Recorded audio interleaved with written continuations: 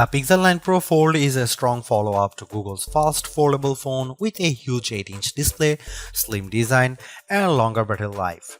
But the weaker software and camera improvements make it a tough sell at $1799 US, especially when compared to rival devices like the OnePlus Open.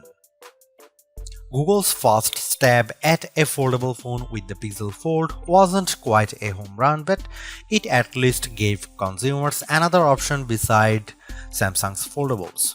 With the Pixel Fold successor, however, there's a lot more pressure because the new Pixel 9 Pro Fold competes against breakout devices like the OnePlus Open as well as the recently released Galaxy Z Fold 6. Using this opportunity to improve upon the shortcomings of last year's Pixel Fold, Google has given its newest notebook-style foldable phone an extreme makeover as well as a name change to better align with the other Pixel 9 phones in its lineup. You get the largest display yet in a foldable at 8 inches, a brighter screen, and numerous camera upgrades. Google's also banking on new AI features to hopefully propel the Pixel 9 Pro Fold over its foldable rivals. In my Pixel 9 Pro Fold review, I will tell you if all the new changes are enough to give this device that prestigious title of Best Foldable Phone. Now that the novelty of foldables has dissipated, it's going to take the Pixel 9 Pro Fold a whole lot more than just flexing to convince people it's worth the money.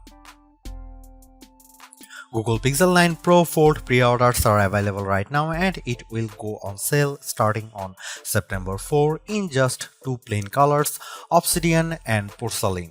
I wish that Google offered at least a third color option just to give people something else to consider, even if there are several brightly colored Pixel 9 Pro Fold cases available for this device.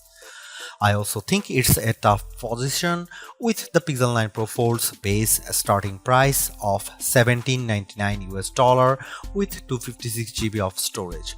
While that's easier to swallow than the outrageous $1899 US cost of the Galaxy Z Fold 6 in the US, it's nowhere close to the OnePlus Open's lower cost of $1699 US, which is made better with sales and trade-in offers that get the price down to as low as $1399 US. It's also worth noting that the OnePlus Open comes with a whopping 512 GB of storage with the base model, making it tougher to justify the Pixel 9 Pro Fold's value. Almost instantly the moment I first saw it, I thought to myself that this should have been the original design for the Pixel Fold. I am struck by the improvements, specifically by the new aspect ratio, sturdier hinge design, subtle crease, and the smaller bezels around the main display. There is also the new camera arrangement on the back, which ditches the horizontal bar in favor of a rectangular cutout. Even more impressive is just the overall solid construction of the Pixel 9 Pro Fold, which was one of the criticisms I had about the original Pixel Fold. It didn't feel as polished, so I'm ecstatic that it feels much more substantial. It's also one of the skinniest and lightest foldables around at just 0.2 inches unfolded and 0.4 inches folded, while tipping the scales at a modest 9.1 ounces. Everything about the design of the Pixel Fold 9 Pro is fantastic, including its IPX8 rating, but it is still shy of matching the stylish looks and incredible construction of the OnePlus Open. Just when I thought we couldn't get any bigger screens in foldables, the Pixel 9 Pro Fold does exactly that by exceeding the screens found in rivals like the Z Fold 6 and OnePlus Open with the 8-inch 2076 by 2152 Super Actua display that serves as its main panel. The OLED-based screen looks stunning, crisp, and detailed like it should for its price.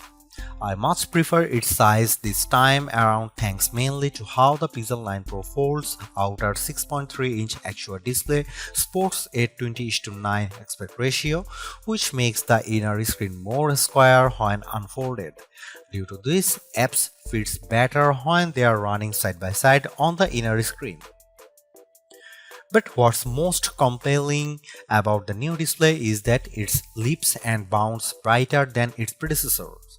In our benchmark testing, the 8-inch Super Actual display hits a peak brightness of 2319 nits, more than double the Pixel Fold's brightness, which is an impressive amount. Sure, it doesn't quite reach Google's claim of 2700 nits, but it's close.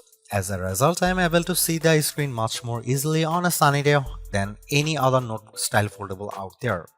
Honestly, it's a visual treat to the eyes whenever I play a 4K HDR clip on YouTube because it's accompanied by rich colors and wide viewing angles. There is simply no other foldable with a brighter screen than the Pixel 9 Pro Fold, and for that I need to give Google credit here because it's very rare that our testing gets close to a phone maker's rating. For a foldable phone, Google doesn't skimp out on the cameras with the Pixel 9 Pro Fold. On paper, the specs seem all too familiar: a 48MP main camera, 10.5MP ultra-wide, 10.8MP telephoto with 5x optical zoom, and a 10MP selfie shooter. However, there are some minor differences related to their aperture and field of views that benefits the Pixel 9 Pro Fold.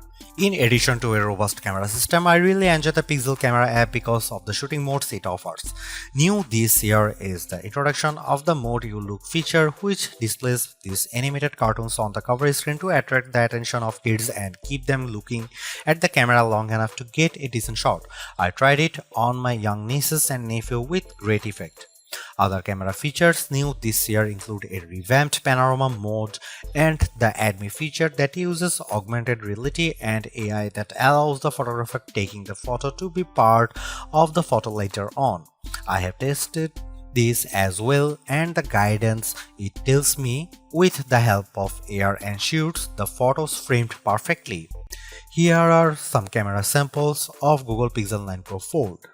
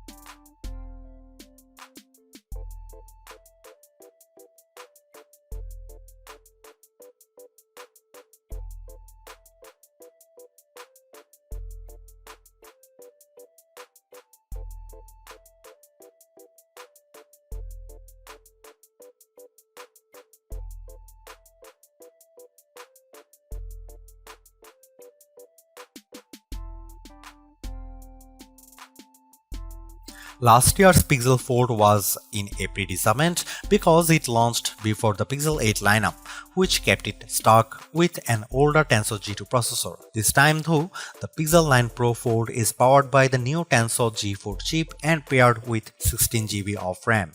Not surprisingly, these two upgrades give a marked improvement in just about every synthetic benchmark test we threw at it. Both its single and multi-core scores in Geekbench 6 are substantially better at 1956 and 4813 respectively. It finished way ahead against the Pixel Fold, but the Tensor G4 is still way behind the scores put up by the Z Fold 6's Snapdragon 8 Gen 3 chip. But I think most people wouldn't realize that with all the superficial stuff like navigating around the interface and juggling a few apps at once, since it still delivers the same instant responses and fluid actions that I love seeing in high-end phones. When it comes to graphics processing, the Pixel 9 Pro Force is still nowhere as smooth as the Galaxy Z Fold 6 with 3D Marks Wildlife Unlimited test. The 55.72 FPS rate it averages in the test pales in comparisons to the smoother 112 FPS rate of the Z Fold 6, while also coming up short to the OnePlus Open's average of 84.8 FPS. Luckily for me, the games I play religiously, I don't see any major hitches on the gameplay in Age of Origins, even when there is an intense action happening on screen. Google's silicon has yet to eclipse what Qualcomm and Apple has shown us, but I am not bummed by this because quite frankly the Pixel 9 Pro Fold feels and performs like a champ with the things I do on the daily. Side by side apps multitasking is no problem here as I am able to effortlessly watch a YouTube clip while scrolling through Instagram or jotting down an email reply in Gmail while playing Age of Origins on the other. Seriously, this is exactly what the original Google Fold should have been from the start because the Pixel 9 Pro Fold is much more polished in every way. Its new redesign makes it look and feel like a more modern foldable, but I was expecting so much more to justify at $1,799 cost.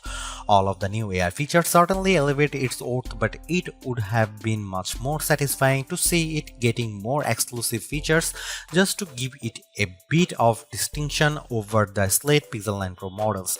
I am also disappointed that the camera upgrades are minimal at best and how the overall software experience doesn't change all the much functionality.